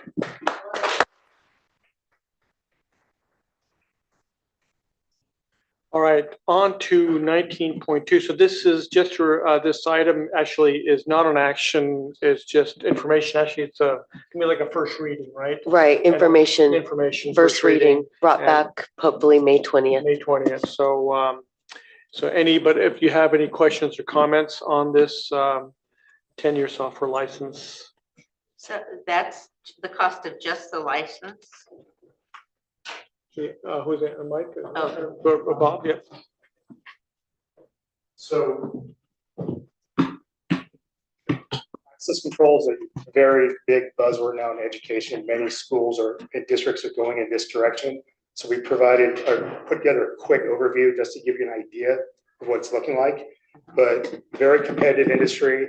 It's a challenging integration, and the challenges MVLA has had are not unique. Other districts have also had some challenges. But access control is all about safety. It's about creating safety for various things. But access control alone, think about it as you rent a hotel room and they give you a key card, right? That key card gets you into your room, maybe the swimming pool, maybe the gym, and maybe the main hotel's main entrance after hours when not everything's open. Same thing is happening in our schools. It also, when it's fully deployed, we can lock down an area of the campus or the entire campus from our phones with a push of a button or from the software on a computer. And there's a lot of benefits to the system, and that's what I'm going to try to demonstrate for you right now. But this is what our locks look like on 391 doors now across the district. We have two different series of Schlage locks. One is wireless and one is wired, and we can explain more about that if you need the explanation. This is the best of my ability as far as a timeline. MVLA IT got involved with this last May, and we've taken an increased leadership role. But Measure EPASS, that's before I was in the district. In fall of 2019, a system called Linnell S2 was adopted for access control. That was recommended by a security consultant through our architects. In August 2021, we were coming back after COVID. Classroom projects are being completed. They're coming online with Linnell S2, swipe cards, locks, etc. But throughout the 21-22 and last school year, we had a lot of frustrations with the system. With Linnell, it was clunky. It was not web-based. You can only get to it from being on campus. Very unfriendly interface and a lot of manual entry of information, which led to a lot of possibility for human error when setting this up. So I had mentioned to the construction team that we had a Verkada video safety system, and they had an access control system that works with the Schlage locks. So we set up a proof of concept last March on the business services door, and it worked pretty well. So in May, the construction team decided to abandon Linnell S2 in favor of Verkada. And since then, we've been migrating existing areas that were on Linnell to Verkada, and all classroom remodels and new construction will be getting Verkada. So I hope that's a good overview. So can you just go back to the research? You're saying that,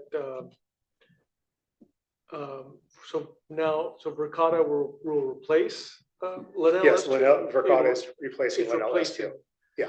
Linnell S2. And I'll explain more about the integration in a second. But some challenges, projects of this nature, this is a huge culture shift.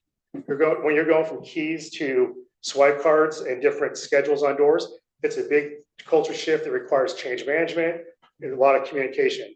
But our main problem really occurred this year when the Mountain View High School 100 wing arts and science was remodeled. We were having challenges. Doors were not responding to swipes. The button on inside wasn't responding correctly. We were scratching our head trying to figure out what was going on. We were dealing with RGM Kramer, their subcontractors, the installers of the system, Verkada itself. And what we found out after getting all the stakeholders together in January, doing some more testing, lock sets were freezing. We weren't able to keep classrooms locked after hours. So for some reason, the mechanism wouldn't work. We found out we had 53 defective locks in one shipment from Schlage Allegiant. And that was what was causing this ongoing challenge. It was very upsetting for safety of our students and staff. Those have all since been replaced because they actually changed their manufacturing process, and they went from a different type of steel, which caused the motors to seize up. In the meantime, it took us a long time to figure that out. And for Schlage, it takes some of the locks off, send them back to their factory in Ensenada, and determine that was the problem. But we're in very good shape now. Want to talk about the benefits of integration though? May I ask one question? Sure. So the locks are the same. It's the key card management system and maybe some control hardware or something. Exactly. It's the software that's running the system. Yes. But there's a lot of benefits to integrating because we have existing systems. So all of our Active Directory, we have our entire employee database, which provisions technology accounts. We can provision the same thing inside of Verkada. It works with our video safety system. So it's going to show this to you real quickly. We can point 2 cameras at every door. And this is actually me coming to work this morning at 7:15. You can't see it, but it actually timestamps when you come in. And I'm actually opening the back door of the IT building using my phone. I also have a key fob, but it really creates a safeguard of who's accessing what door and when. And everything, you pull the logs. We also have a visitor check-in system that integrates with that's being used at Mountain View High School right now very successfully. But we have the ability to lock down the entire campus or a certain section in an emergency situation. We can remotely unlock phone doors or lock them from our phones or our browser. We can set schedules. So the new student services building over at Mountain View High School, every morning at 8 a.m., the main public entry are all unlocked. They lock at 4 p.m. Now, teachers and staff members, their cards will work before and after those hours, but this way, nobody's just coming into a building on unauthorized hours. Same thing with student restrooms on campuses, they're on a schedule. And if we ever have to change that schedule, we can put an exception, it's very simple. We can shut off a person's access. So if a coach has a card or an employee has a card, they do something inappropriate and their employment ends, we just turn off that card, they can't get into anything of ours. So again, we can access it from anywhere with the internet connection, and then we can restrict access.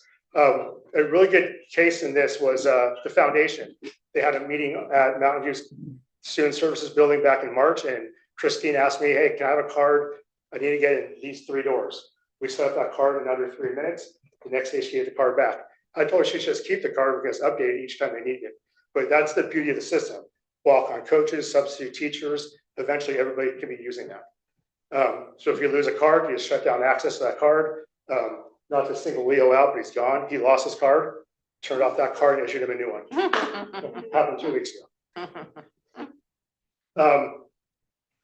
These are all approximate numbers here, but we have different lock sets. And these are the prices I got when We've had to do some replacements. There's the first one, the 8300 lock, that actually requires wiring. So any of those doors that are wired actually go back to our data closet. We actually like that better because it's a hard wire, it's always powered. Even if we lose power, there's a battery backup on these that will keep them up. There's cost to installation. There's a power supply that's needed in a wired environment that can handle one of the access panels. So when you're talking about licensing fees, Sanjay, a Verkada AC42 panel controls 16 doors. That requires a license and an actual access panel. And then each door actually requires a license. We got the best pricing on a 10-year license. It comes out to about $108 per door per year for that 10-year period.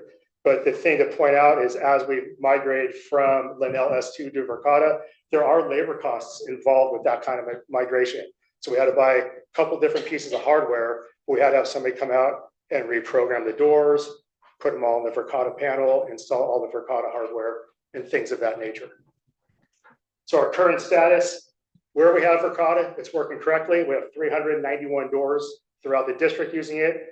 They include the district office, which is this main building, the IT building, and the modulars.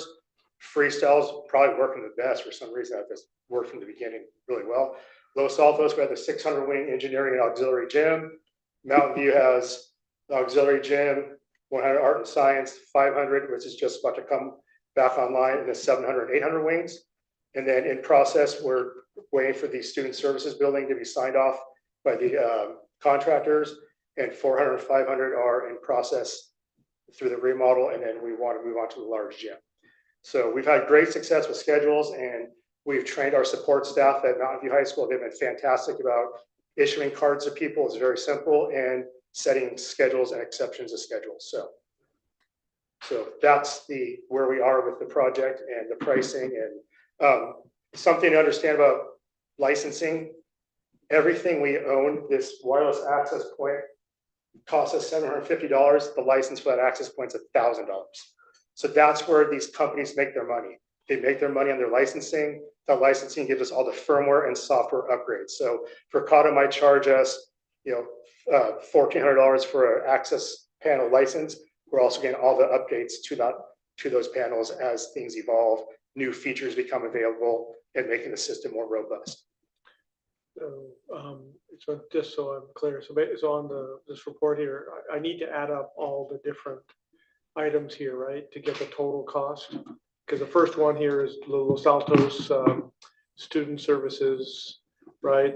One here, that's page 1, is for Los Altos student services, and then going down, and the next one is this is, I don't know what part this is for. If this is for any specific. This is for AC42 door controllers, licensed battery. I don't know if this is for which is it part of the Los Altos student services or not, but don't say. Then the next one is the Mountain View student services, access control, and total cost for that. And then it keeps on going down. There's other items. So yeah, this is Los Altos building 600. So I got to add up all these numbers, right, to get what the total cost is. Correct? Yeah, I'm not sure what document you're looking at, but I would This was assume in yes. this is the document that was in that's in the board packet. The board packet. Yeah. So I just wanted to make sure I'm understanding that correctly. So what There was a total in the summary, which was I think 800 and oh, yeah. some. Oh, in the some- summary, that one I'm missing. Gotcha. Yeah. Yeah. Right here. Yeah. The funding. Okay. So, Yeah, so Sanjay, those are going to include, most of those The are total- the cutover from Linnell to Verkada. Right. So like Part of that is that. for example, Los Altos Student Services has 68 doors and 5 controllers. Right. So you can do the math on the door licensing Right. So alone. the total cost of this was so far it's going to, and then will there be an annual maintenance or anything? Is that included with that's a 10-year license? So for 10 years we don't need to pay anything more. Correct. 10-year license and warranty. And warranty. So if any damage happens or some mechanical failure, electrical failure, or whatever it might be. On the Verkada hardware, yes. If there's something happens to an actual door lock, that's a separate issue that we would address. Which So- like? because those are the Yeah, doors. for example, we might have to replace a swipe inside of a lock. Those This might go is- after 5 yeah, years. And this is already, I mean, obviously, this has already been done. This is part of Measure E though, right? This is part of the No, budget it we doesn't had. say No, that this is here. a separate, The funding to do the hardware and the installation originally was all part of the Measure bond programs. The switch over to the software is using our maintenance funds. This is essentially, it's like door locks. It's next generation door locks access control. So the all around superior is not being charged the bond code. so this money will not come from the bond, it'll come from, and so do we have the budget and maintenance for this? We do? Okay, That's what it says here. yeah. So, An expanded version of it. are you done talking? You go ahead if you have a question. Yeah, I just had a question. We're not there yet, but if a community member wanted to say, access freestyle, which was discussed earlier, how easy would it be to just give them a card for a one-time use with the system? 2 minutes to set up, Okay, and then we could provide access from, 4 PM to 6 PM on a certain day. That's it. That's the only time that card will work. okay, great. So it does work like a hotel card. Works very well, yeah. Okay. Yeah, that's a whole different can of worms though, of supervision on Well, our I'm side. just asking about the lock system. Yeah. I'm not getting. Even if we into rent a whether- facility that Yeah, has I'm these not- kinds of I'm locks just- on it, we I could just want have. to know Yeah. that if we decide, I'm just asking a question. Yeah. I'm not suggesting that we do that. I'm just.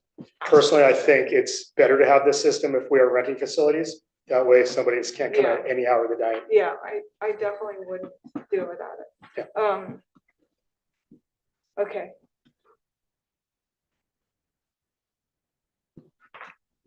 Thank you. Thanks, Bob. And you researched this quite thoroughly, I understand. We learn more about locks than we care to know. So we need to vote to approve this? No, it's No. for It next says- week, it next says board action. meeting. Yeah, it says action, but it's Okay, it's in the, all right. first Okay. reading. So, all right, so now we're gonna move on to 19.3.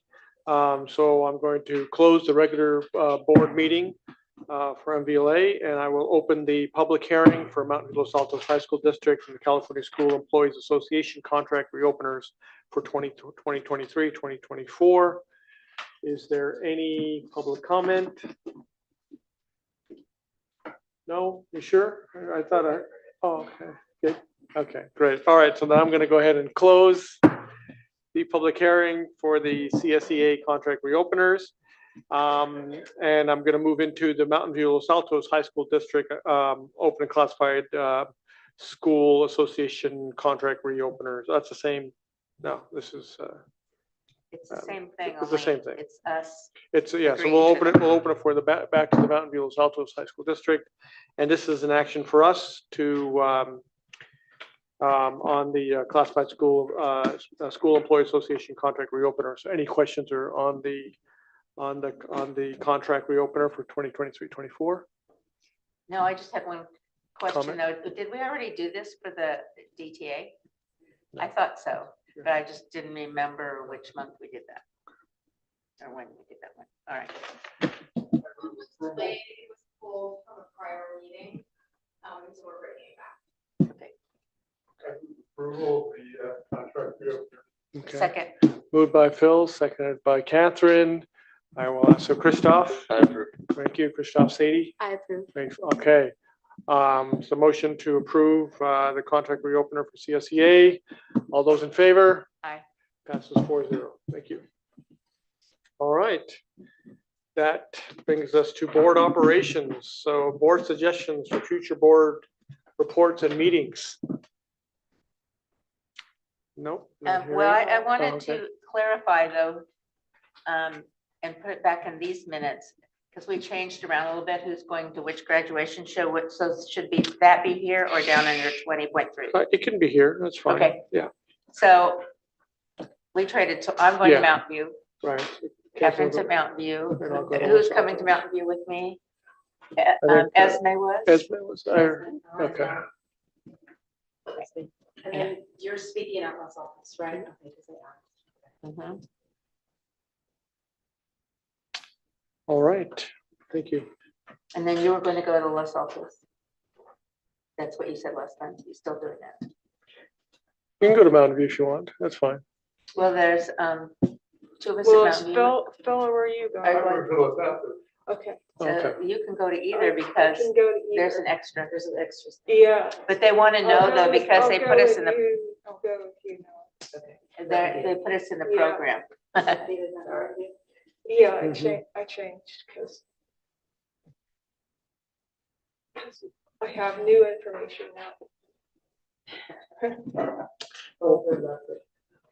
Yeah, Yes, they are. it has to do with Natalie, not, I love Los Altos too.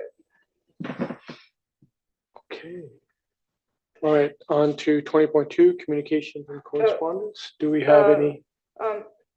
Board suggestions. Oh, you have board one? suggestions. Oh, I think we, we would obviously like to look at this letter some more. My suggestion. So what is your suggestion? Well, they asked for a dialogue, so I would like to investigate. First of all, engage in a dialogue with LPO.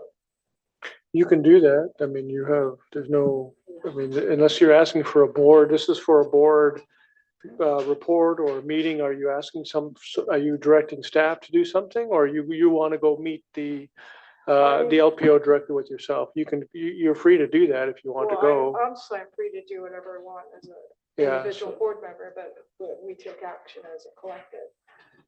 Action for what, though? I'm not sure what I think- we're taking action for. I think, there are some allegations made here that I think we should investigate. I mean, I don't know, right? It's one, as with anything that I hear, it's one, I would think staff would be investigating. Yeah, so any staff in is the going letter. to investigate, but also I think there are, there are some. What I would suggest you do, Theta, is just, why don't you, if you want to meet with the organization, you can meet with them. You can do stuff on your own, and if you have some ideas of something that needs to be done, you can come back to another board meeting and maybe make a suggestion if you have some other ideas until then. So maybe you don't have enough information just now to make it, or you want to. I am making suggestions. I feel that you're cutting me off. Okay, sorry. What's your suggestion? I guess I'm not. Maybe I'm not My making it. suggestion is that they're asking for a dialogue. So I suggest that we, as a board, I can't engage with you're saying I should go as an individual, but I'm just one board member, and we act collectively, and they're asking for a dialogue with the board, which is a collective one. So the only way to have a dialogue with the board is at a board meeting, right? So they can come and they can discuss it at a board meeting, and it can be agendized, and we can have That's what that. I'm suggesting. You want to have so you want to agendize a meeting, a board Can I suggest agenda. before we do any? No, I just want to, I'll get through it. I just want to make sure I get clear what you're asking though. So you're asking to agendize a future board, for a future board meeting, where the Latin Parent Organization come and speak as an agendized item. Is that? I think do I understand?